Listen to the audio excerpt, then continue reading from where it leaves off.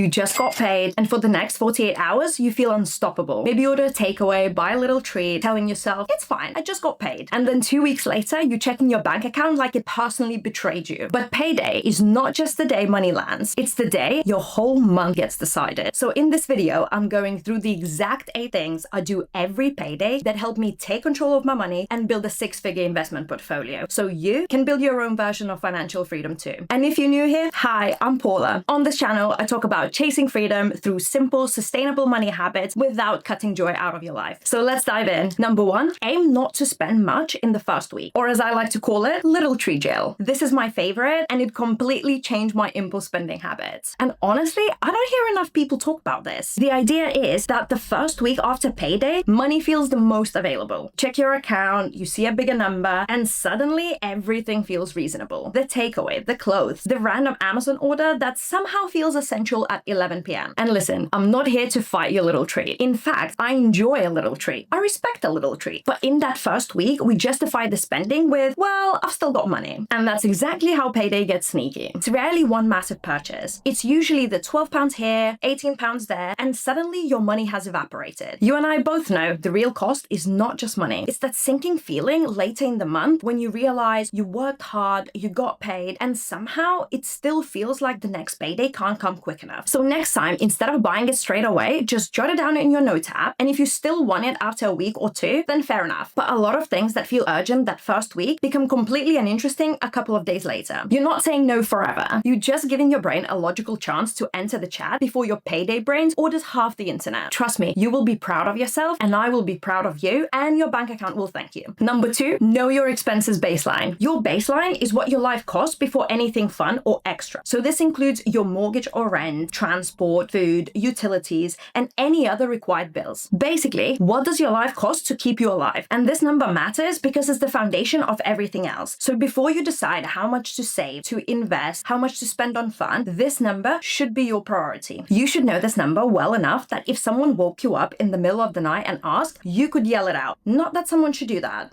That would be weird, but you get the point. A good rule of thumb to follow is the 50-30-20 rule. That's where roughly 50% of your income goes to needs, 30% to wants, and the remaining 20% goes on savings, investments, or debt repayment. It's not perfect. Life is expensive, and everybody's circumstances are different, but it gives you a great starting point without overcomplicating the process. So your next step after this video is to open your banking app and write down all the essential monthly costs. Add them up, that's your baseline. This actually leads nicely into number 3, build your emergency fund. Your emergency fund is life happens, but I don't need to fully spiral money. Because let me tell you, life does happen. Your boiler breaks, your car needs fixing, you lose your job, or your washing machine decides it has completed its life mission. And without the money set aside, an emergency can quickly become debt, panic, or both. And you know, I absolutely do not want that for you. But the real cost of not having an emergency fund is the fear. It's feeling like one unexpected bill can undo all the progress, or staying in a toxic situation longer because you don't have enough breathing room. The emergency